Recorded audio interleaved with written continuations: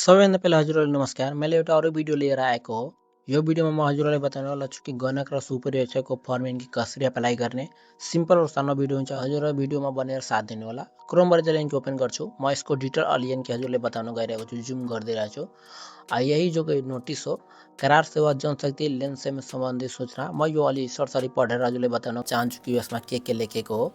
राष्ट्रिय आर्थिक गणना 2072 मा यस्ता थ्याङ्क सङ्कलन तथा सुपरवेक्स गर्ने कार्यालय सञ्चालन गर्नका लागि तफसिल बमोजिम पद र सङ्ख्यामा करार सेवा लिनुपर्ने भएकोले पुगेको इच्छुक नेपाली नागरिकहरूले यो सूचना प्रथम पटक प्रकाशित भएको मितिले 21 दिनभित्र अनलाइन माध्यमबाट दस्तावेज पेश गर्नु हुन सम्बन्धी सबै जानकारीका लागि यो सूचना प्रकाशित गरिएको छ। साथै अनलाइन दस्तावेजका लागि तल दिएको लिङ्क वा क्युआर कोड मार्फत दस्तावेज दिन सक्नेछ। म्याद नाघी तथा रित नपुगी आएका दस्तावेजहरू कुनै कारबाही गर्ने छैन। तफसिल यसमा के भनेको कि यो 2082 को जनगणना यो सुपरवेक्स गर्नको लागि आएको हो यो फर्म। अनि यसमा नेपाली इच्छुक जति जनताहरू छ त्यो एनके अप्लाई गर्न सक्नुहुन्छ। यहाँ 21 दिनपछि यो फर्म हिजो इनको ओपन भयो 9 यो दिनदेखि लिएर 21 दिनभित्र यो फर्म अनलाइनद्वारा इनके भर्न सक्छौँ। जुन इनके क्युआर कोड माथितिर दिएको अथवा यो वेबसाइटको लिङ्क हो, यहाँबाट क्लिक गरेर। अनि यसमा पद सङ्ख्या पदमा इनके सुपरवेक्स र गण दुईवटा हो। माग सङ्ख्या 526 अनि 3913 हो। अनि करारमा यो सम्बन्धित जिल्ला आर्थिक जनगणना कार्यालयमा यो सेवा करार लिने कार्यालय हो। करार अवधि भनेको 2.5 महिनाको यो काम हुन्छ। न्यूनतम योग्यता स्नातक त उत्तीर्ण जुन इनके सुपरवेक्सको लागि हो, जुन इनके ब्याचलर इनके पास गरेको त्यो हो। अनि 10+2 अनि प्रमाणपत्र त वा सोसरा जुन गर्नको लागि हो। अनि यो सबै कति इनके यसको मासिक तलब हो 34,730 बताइरहेछ। अनि यसको 32,900। अनि यसको छनौट विधि दुई तरिकाले हुन्छ। एउटा सर्ट लिस्टमा नेम आएपछि अन्तर्वार्ता हुन्छ अनि हामीले जानुपर्छ, तब यो छनौट हुन्छ। तब हामी सुपरवेक्स र गणका काम गर्न पाउँछौँ। अनि नोटमा पनि अलि म बताउन गइरहेको छु। यस सम्बन्धी विस्तृत जानकारी राष्ट्रिय तथ्याङ्क कार्यालयको वेबसाइट www.nsonepal.gov.np मा हेर्न सक्नुहुन्छ। अनलाइन निवेदन साथ पेश गर्नुपर्ने आवश्यक कागजात निवेदन स्वयंले प्रमाणित गर्नु इमेज फाइल। अनि के हामीलाई चाहिन्छ यो फर्म भर्नको लागि? सबैभन्दा पहिला नेपाली नागरिकताको प्रमाणपत्रको प्रतिलिपि चाहिन्छ। अनि पासपोर्ट साइजको एउटा फोटो चाहिन्छ। अनि शैक्षिक योग्यताको लम्बाङ्क प्रमाणपत्र ट्रान्सक्रिप्टको प्रतिलिपि जुन इनके 12 क्लासमा ट्रान्सक्रिप्ट मिल्छ नि, मार्कसिट त्यही हो। अनि चारित्रिक प्रमाणपत्रको जुन इनके क्यारेक्टर सर्टिफिकेट भन्छ त्यो हो। अनि अनुभवको प्रमाणपत्र अगर अनुभव छ भने एउटा प्रमाणपत्र हो भने त्यो पनि हामीलाई एट्याच गर्न मिल्छ। अनि अन्तर्वार्तामा उपस्थिति हुँदा सकल कागजात लिएर आउनुपर्नेछ। अनि अन्तर्वार्ता जब छनौट हामीको सर्ट लिस्टमा आउँछ त्यो बेला अन्तर्वार्तामा सकल कागजात इनके लिएर हामी जानुपर्छ। जुन इनके हामी फर्म फिलअप गरेपछि एउटा इनके मिल्छ नि त्यो। अनि अन्य जानकारीमा पनि इनके दिएको कार्यक्षेत्र सम्भव भएसम्म उम्मेदवारहरूले रोजेको स्थानीय त जुन इनके त्यहाँ हामी फिलअप गर्छौँ त्यसमा जुन इनके हामी फिलअप गर्छौँ त्यही ठाउँमा हामीलाई यो काम मिल्छ भने हजुर इनके आफ्नो सरल सुविस्ताको हिसाबले त्यही जग्गा फिल गर्नु होला जहाँ इनके हजुर बसेको हो। अनि कामको विवरण गर्नका लागि तथ्याङ्क सङ्कलन र सुपरवेक्सले तथ्याङ्क सङ्कलन तथा सुपरवेक्स कार्य गर्नुपर्छ। गणकले तथ्याङ्क सङ्कलन मात्र हो र सुपरवेक्सले तथ्याङ्क सङ्कलन र तथा सुपरवेक्सन दुवै गर्नुपर्छ त्यसलाई। अनि उमेर दस्तावेज दिने अन्तिम दिनमा 18 वर्ष पुरा भई 45 वर्ष ननाकेको हो।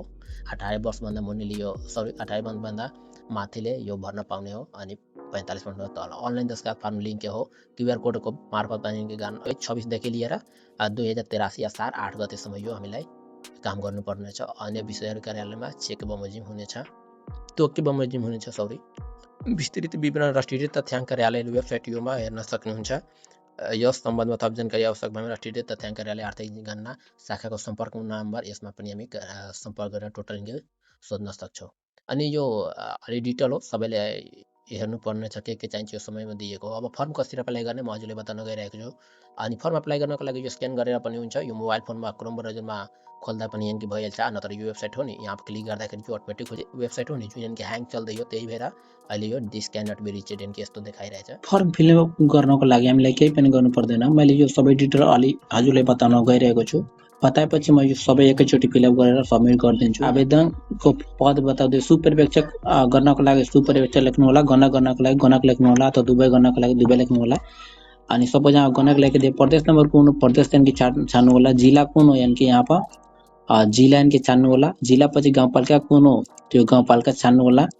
अनि त्यसपछि वार्ड नम्बर कुन वार्ड नम्बर लेख्नु होला। आवेदकको नाम नेपालीमा लेख्नु होला। अनि आवेदकको थर नाम छ त्यो इङ्ग्लिसमा लेख्नु होला। यो म हजुरले बताउँछु यो ओन्ली इङ्ग्लिस नेपाली लेख्नु होला। अनि बाँकी सबै लिङ्क के हो त्यो पुरुष महिला सबै चुज गरेर अनि बाबुको नाम थर यो सबै इङ्ग्लिसमा लेख्दा पनि इनके भइहाल्छ। यसभन्दा केही पनि फरक पर्दैन इङ्ग्लिस अथवा नेपालीमा।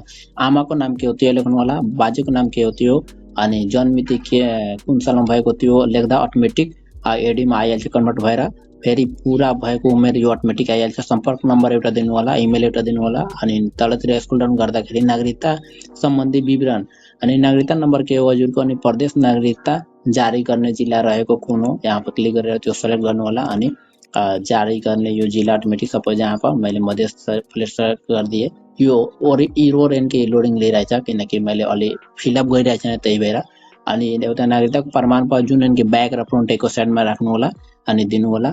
अनि मैले बताइदिएँ कि के भन्छ त्यो नागरिकताको त फोटो अथवा ट्रान्सक्रिप्टको त्यो साइज 200 KB भन्दा तल राख्नु तब यो अपलोड हुन्छ। अनि ठेगानाको विवरण भन्दै हो प्रदेश कुन हो त्यो सेलेक्ट गर्नु होला, जिल्ला कुन हो त्यो सेलेक्ट गर्नु होला अनि गाउँपालिका नगरपालिका वार्ड नम्बर अनि टोलको नाम सपोज कि हजुर कुन गाउँमा बस्नुहुन्छ गाउँको नाम यहाँ पर लेख्नु होला।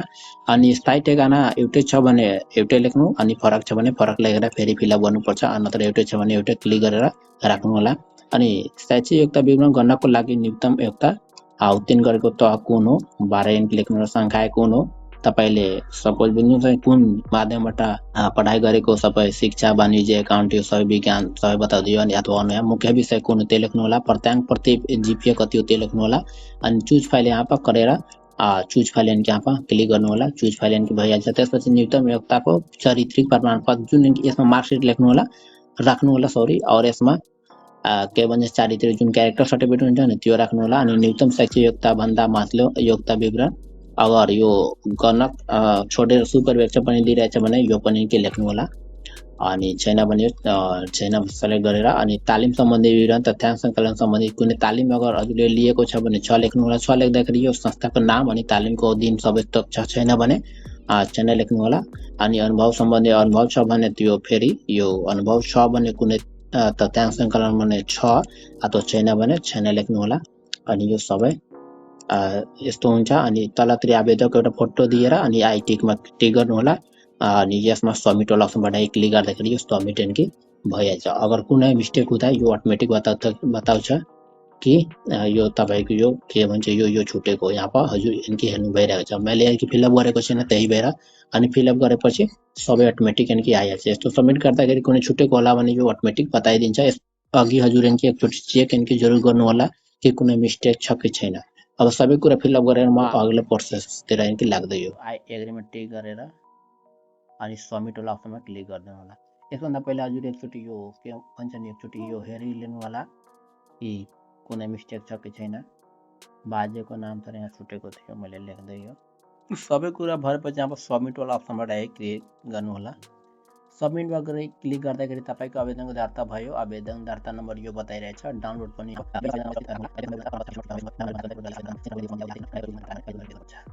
यो दर्ता नम्बर हो नि मेरो यो याद गर्नु होला किनकि यसैबाट छनौट गर्दाखेरि त्यो नेम आउँदा यहाँ बताउँछ कि तपाईको नेम त्यो हो।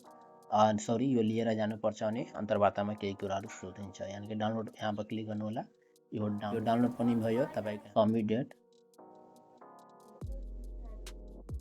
त्यस्तै गर्दै फर्म फिलअप गर्न सक्नुहुन्छ। भिडियो कस्तो लाग्यो जरुर भन्नु होला। राम्रो लाग्दाखेरि च्यानल सब्स्क्राइब गरेर बेल आइकन दबाएर इन गर्न चाहन्छु। Thanks for watching video.